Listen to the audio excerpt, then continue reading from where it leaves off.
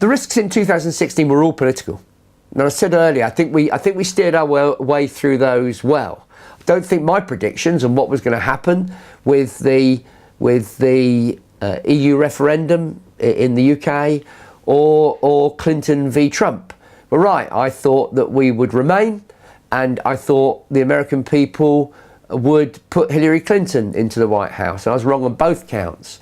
Fortunately, the risks that we'd identified, we covered off, and we actually made quite good money for investors, certainly during the EU referendum, and that's because we got very long the dollar, as we thought it was really a one-way bet.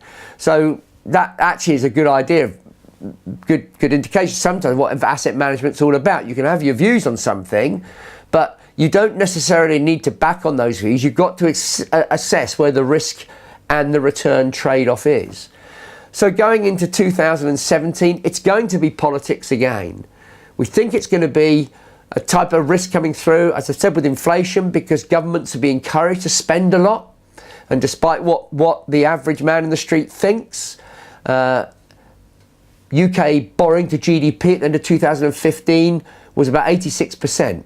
That is still 9% below the 315-year average.